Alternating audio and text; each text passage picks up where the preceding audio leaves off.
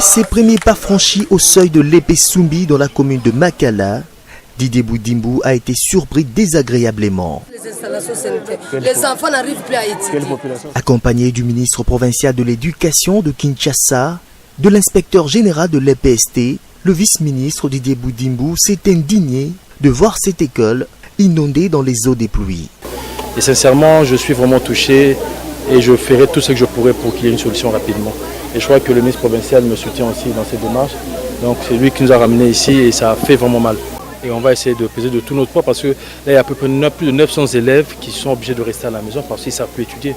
Le numéro 2 de l'EPST et sa délégation se sont ensuite rendus à l'épée Louindula, dans la commune de Bumbu, inondée également suite aux mêmes pluies diluviennes. Pire encore, les élèves sont obligés d'étudier avec la crasse qui affecte l'environnement de l'école. Inacceptable, déplore Didier Boudimbo. Nous sommes dans un grand pays. Et voir nos enfants étudier dans de telles conditions, c'est juste inacceptable.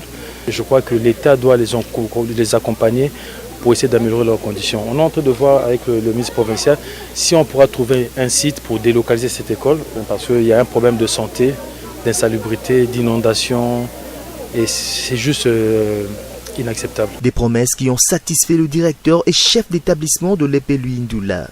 Godefroy Moukiama ne s'est pas empêché de remercier les autorités de l'EPST.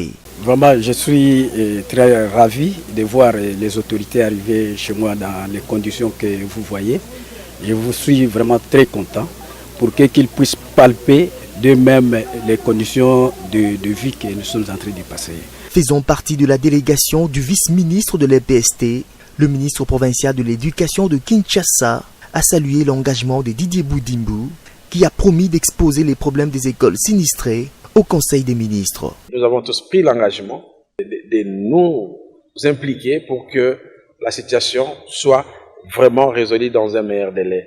Là, je remercie, comme je l'ai dit tout à l'heure, les vice-ministres, représentants personnels des ministres d'État, qui s'est engagé à porter le problème au niveau du Conseil des ministres nationaux.